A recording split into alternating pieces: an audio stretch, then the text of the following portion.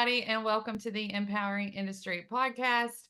I'm your host, Charlie Matthews, and I am so excited to be here with all of you. Thanks for listening. Thanks for subscribing. Thanks for leaving reviews and sharing the episodes. Really, thanks for sending me a message. I really love when you listen to it, you get something out of it, and you send me a message, just to help me continue on that we're supposed to continue the podcast and all that good feedback. So if you hear this and you think about it, just send me a quick note. But today I have an awesome guest and a thought leader in our industry that I love to talk with. Janette, if you will jump on here and just introduce yourself to our audience. Hi, thank you everyone who's watching and listening. My name is Janette Luviano, and I'm a media consultant. A lot of people don't know what that is, right? I spent over 25 years in TV stations, broadcast.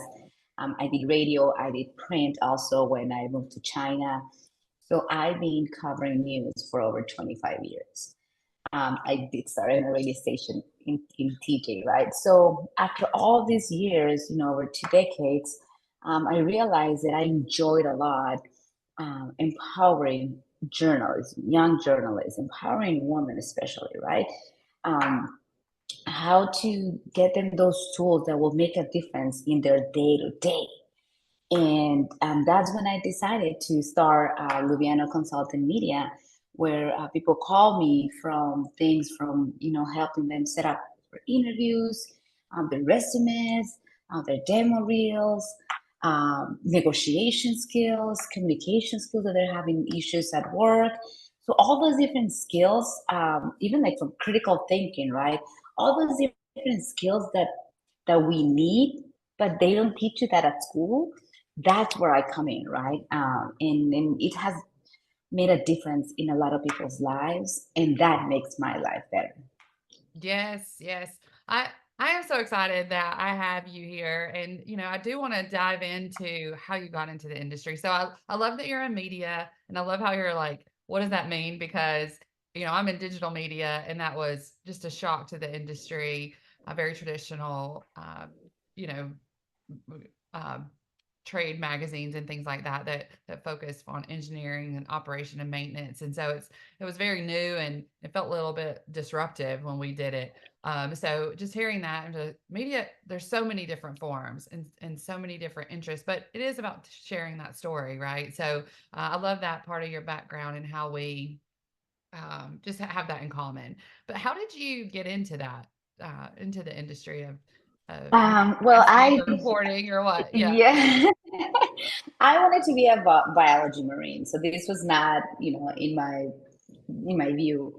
I mean, you see me now here, right, giving conferences, podcasts, but I started, when I was like 16, 17. I grew up at the Mexican-US border, right? So we were 18. When I was 18, we moved to this country. But I started this radio station. I had a friend, he said.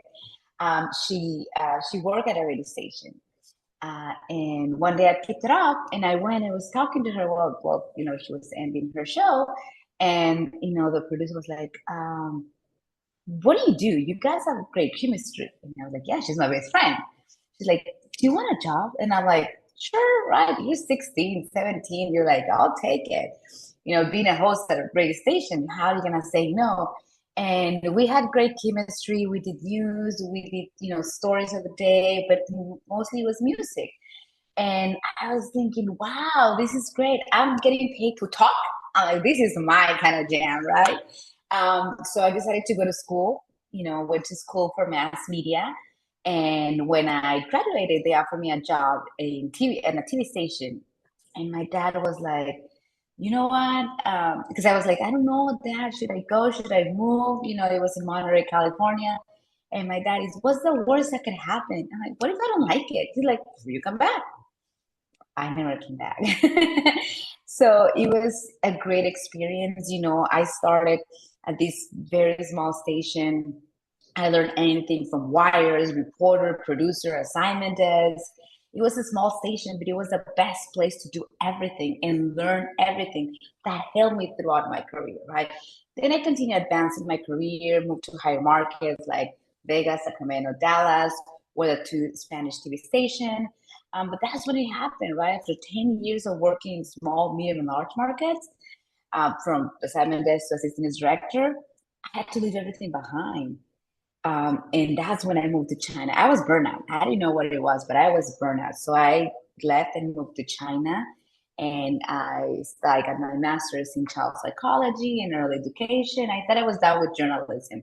But little did I know was waiting for me in the future. So, and now I'm here. Why did you choose to go to China? A lot of people do ask me, like, why China, right? And I was like, why not? Right? For me, China was the unknown, the challenge, the furthest from home. So I left, escaping the life I had. And I found this amazing country. It changed the way I think. It opened my mind. Traveling changes your life. So you just imagine living over 2 years in a country like China, right? So I spent over 2 years over there getting my child psychology degree and my early education master degree, working with children. But still, of course, I also kept my toes in media, working in print in a Spanish Mandarin magazine, right? But then after that, I was like, I want to open up my own preschool tutoring center. So I took a cruise ship, in a cruise ship line. And I was working with children, creating these activities. And that's when I go back home and, San Diego, and open up my business, a preschool and language center in San Diego. I did that for 2 years, but then, the journalist it came back and I moved to New York, right? And, that's when I went back full to news. Yes. And so I love this part of your story because it is kind of, there's so many times, and I think people can really relate to this more in recent years of burnout, and just you kind of do all the things and you're putting every effort to just, survive, to just go to the next step, to thrive in your work, those kind of things. And then you do kind of like, oh, what did I do all this for? And so you do kind of have to find that inspiration, look inwards, yes, but also, like you said, for me, travel, I've been talking about that a lot. Travel does inspire me. It shows me, that there's so much more than we even know. And so I love that piece of your story. And when you come back and you have been doing those things that bring you joy, then it's like, okay, I actually do really love media. Let's go big time. Let's go to New York. And so you did that, and then after that, you've started your own company now. Is that kind of the transition from New York? Yeah, and yeah, it is challenging. You do mention something. You don't know how hard it is to have your own business until you're doing it, right? When you work for a corporation, you work 9 to 5, 2 to 10, or in news, you work 24 hours, but you still get to go home and you get a paycheck. When you have a business, you don't know if you're going to get a paycheck. And you're working 10, 12, 15, 16 hours to maybe have a pitch for a client. And then it's like, never mind, right? So you're the executive, you're the marketing, you sell, you're your digital media, you PR, you're everything, and then you're doing the job that you used to do to make it happen, right? So we romanticize, like, I want to have my own business and I'm gonna be my own boss. Being your own boss, it's hard, it's challenging, right? So when I moved to New York, I moved to a new city. I took a leap of faith, no job, took a few suitcases, and found a room for rent and started the search, right? A few months later, when I was working already at this TV station, I was like, okay, this was worth it. Then from New York, I got promoted as for news director, and I moved to Washington D.C., where I spent the last 5 years and a half, right, being a news director. And then I decided to do what really, really, really, really makes me happy. And I'm very passionate. I love news. It's part of me. But if I can share this time what I've learned and help them learn something that would make them their career easier, that's where I am, right? And starting over is it's not bad. It's okay to change course and pursue new interests, even if it means starting over completely, right? It is a challenge, as you know, on many levels, emotional, like we mentioned, financial, and even building effective relationships. Because it's not like every day you go to the office and you talk to them, you get a cup of coffee. You have to make that networking part of your day to day. You have to get out of your house and go and start networking, right? So that I think that's very challenging, but what you get in return, it's amazing. When you start, it takes time. When you start seeing clients coming back, when you start hearing people, oh, so and so told me you did this for that person.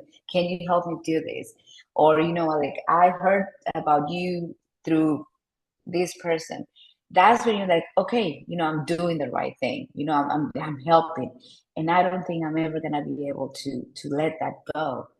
To let people just do not help them, right? Because I've seen the difference in that. Just sometimes a call, right? Just hear them out, a few bullet points of what they can do, and it makes a difference because sometimes you're not thinking clearly.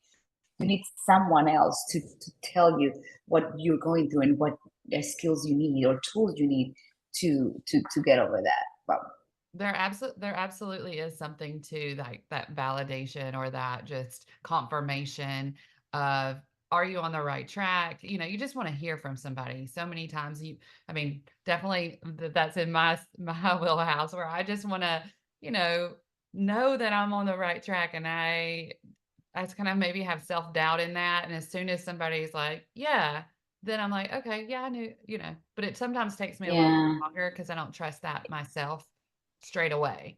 And so yeah. that's why I think it's important to have mentors and coaches and counselors and everything in your life to support you.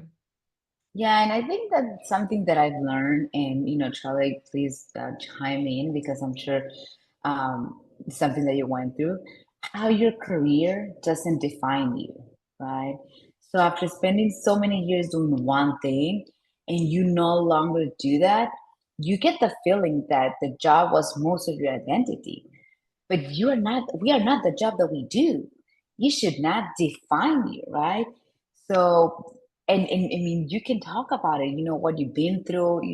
How you reinvented yourself, and how, and the feeling of, okay, I did it again. It's what you have and what you learn from each job. You take it to the other. That's yours, right? So, but I think that was the hardest part for me, knowing that that job doesn't define me, and that how to let go a brand, because when you work for a company, you wear that shirt, you have it with you, you are that brand, and letting that go was one of the hardest but the best things that I could have done, because I looked at myself. Yeah, and that's it. We are those things that, that brand that we created, but we are so much more, and there's so much more that we can do. If we do tend to put people in boxes that this is their skill set, this is what they should do, but we are so much more. And I've definitely learned that leading a team, leading myself, and it takes time to think about that, to think about who we are, what are our core values, what are our strengths, what brings us joy. And, when we get clear on that, you're bringing your full self to the table. I am curious though. I want to just kind of give some people some tips. You mentioned earlier negotiation, and I think that is such a hard place in the kind of our male populated industries for one, but also just in general for everyone when maybe they don't feel like they have like all the boxes checked, that they didn't, go into this meeting and they are so confident that they should get whatever's out. How do you negotiate from that place? How do you get yourself prepared to negotiate for a place where you may not feel like you're all the way qualified? Yeah, I think first is communication.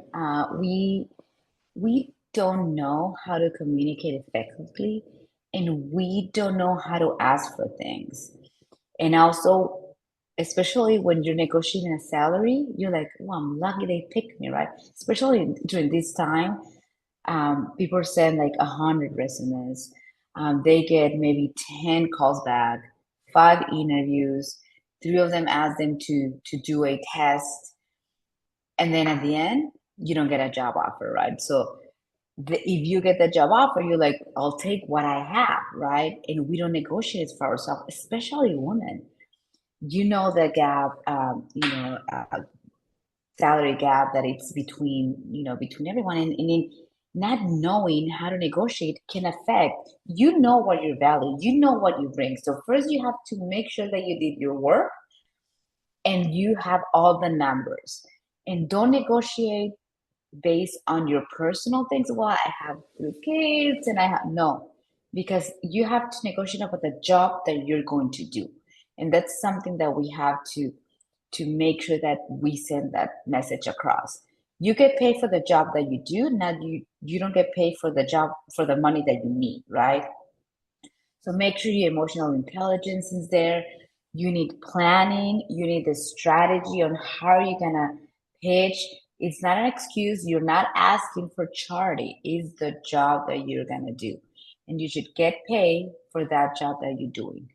Do not ask for money because you have another kid coming, coming up, or you have to move to another city. You have to have those numbers. Use that data and ask for it because of the job that you're gonna do. Yeah, that's a great advice. So much there that we can all take from that, and really, it is being prepared. And when you do write down those skills that you have, the experience that you have, and what you can do in the future for a company or even your own business, looking ahead and not backwards is so important. I love that.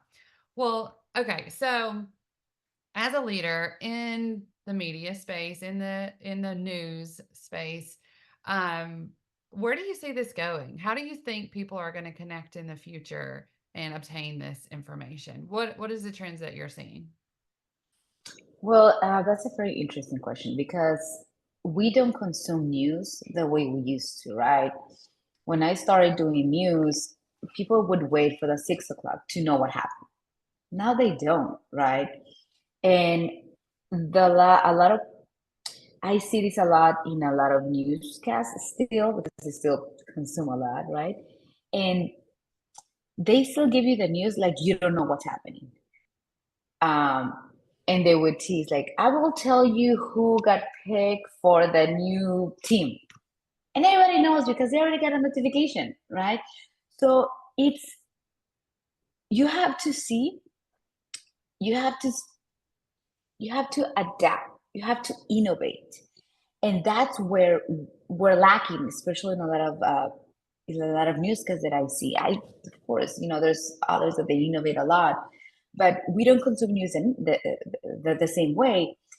Now they're content creators, which means they're creating, the content. They're not consuming it anymore. So how are you gonna get to them?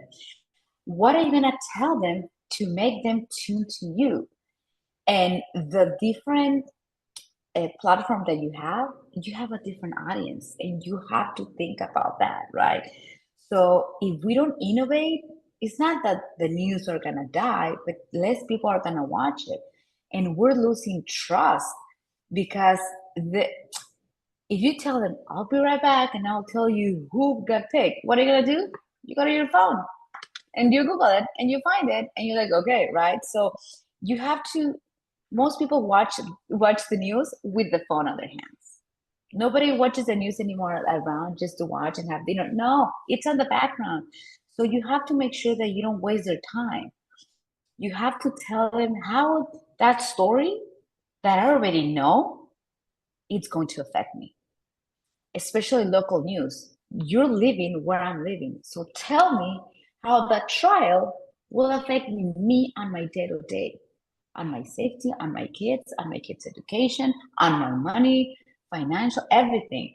And I think that's where it's going because we have to make sure that we know that whoever we're watching, we can trust. Now with AI, you don't know what to trust. You get gifts, you get memes, you get all these fake videos of, I mean, one of the videos last year, the Tom Cruise with 6 Tom Cruises, like all those things, like it's real, it's real, it's real. It's not, right? So especially in an election year, we have to be careful. What news do we share? Because they all share people, news on WhatsApp, chats, on Facebook. You post something, you tweet something, and then it's like it was not true, right? That video is not true, or but it looks like him, but it's not real because of AI. So that's where we have to be very careful. Who do we follow? What do we share? And what do we say when we share, right? Because we cannot trust our eyes anymore. You have to verify.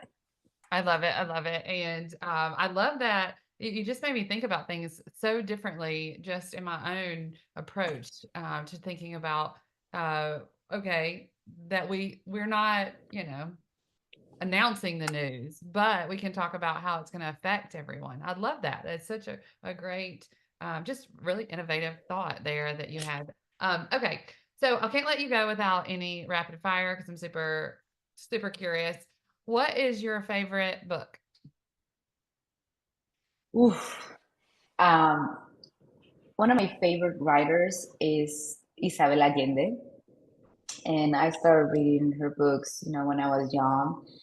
And Paula, that book, that when she talks about her daughter, if you haven't read it, just read it. All her books are amazing, but that book has that vulnerability that we all have, but we don't share. And seeing how she coped with her daughter being in the hospital sick, it made me think the first time I read it many years ago, how I didn't want to share anything because it was gonna make me look weak. But I didn't do anything. Like, I knew about it, but I still didn't share. I'm reading it again, and it's one of those books that you read again, and it depends what part of your life you are. It hits different.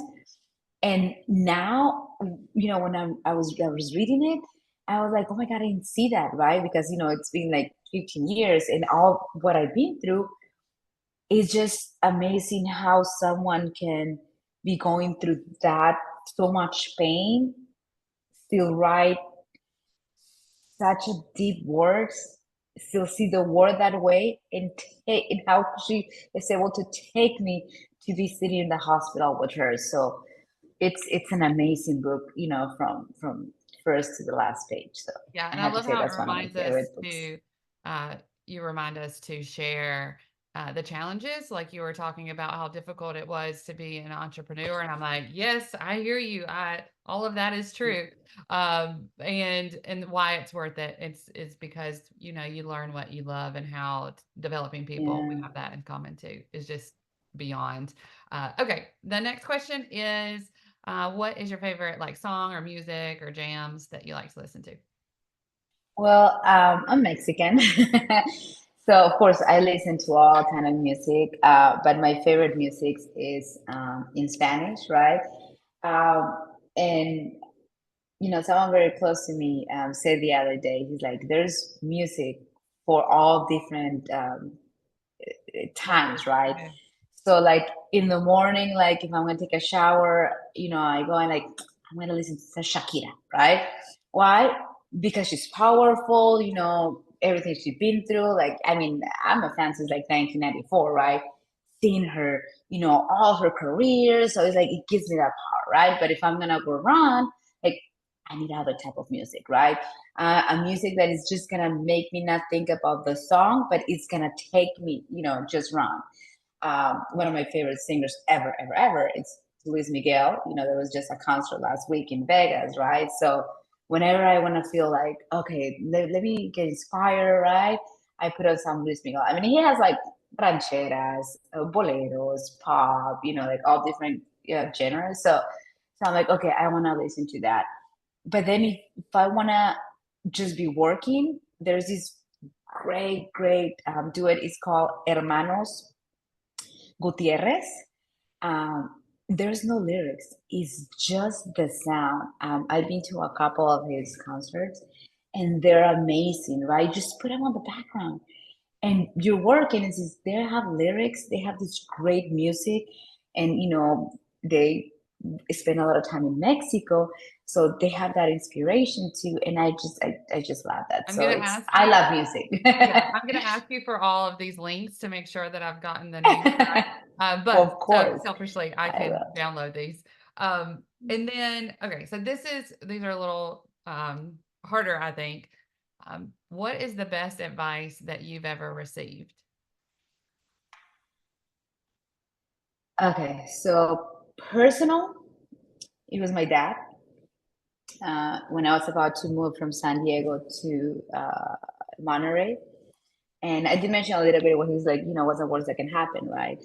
But then he told me, he's like, this is an opportunity. He's like, it's a train, right? You jump in or you don't. And that train is never coming back. Another one might be better, maybe not. But this one, it's not, right? So it's up to you to jump or you don't, right? So in that, I was like 20, 21.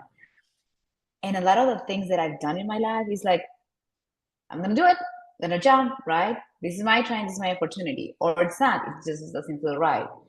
Um, and I think at work, um, a news director that I had, um, I'm a producer. I was a producer, right? So I answer things really fast, right?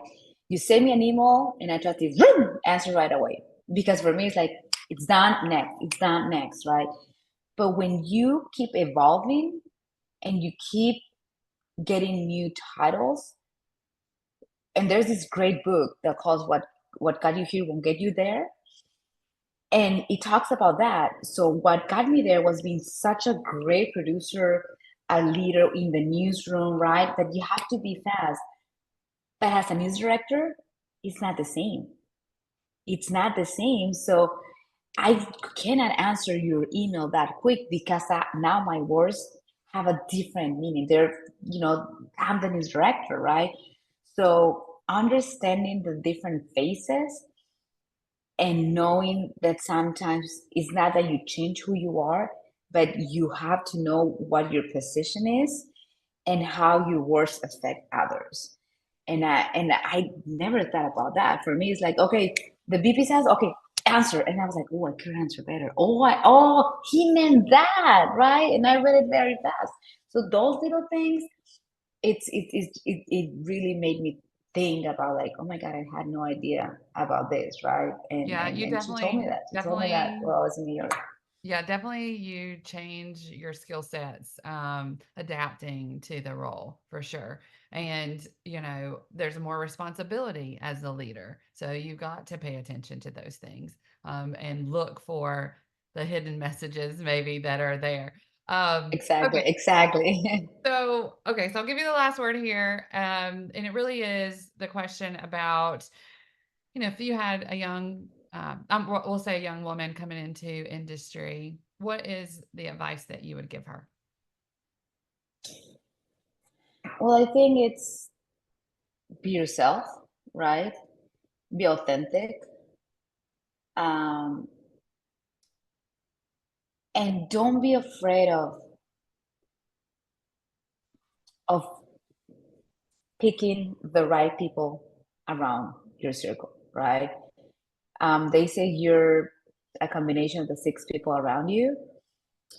And sometimes we keep friendships that you have for 10, 15 years that they're not giving you anything in your life. Don't be afraid of stepping back, stepping away from them, right? Because whatever you do in your life, it affects what you say and how you think. And never stop learning, especially now. You have the internet. There's nothing that you cannot learn if you really, try to go on the internet. So it's what you read, what you consume, what you learn. It's the only thing that is going to take you to the next level. I love that. And Jeanette, I've really enjoyed this conversation. Just like we're just so connected in so many ways, and absolutely glad that you jumped on. You are definitely a thought leader and a leader in the space of media, as well as being an advocate for women and really helping them move to the next step. So thanks for being that Thank resource you. for them. No, thank you, gracias. Thank you so much. I think it's the more that we communicate and the more that we say what we have experienced, and if it can help anyone, I'm good. Absolutely, absolutely. Well, hey, Thank y'all, you. you know that this is going to help somebody. So go ahead and share the episode, get them connected with us. And, until next time, be empowering.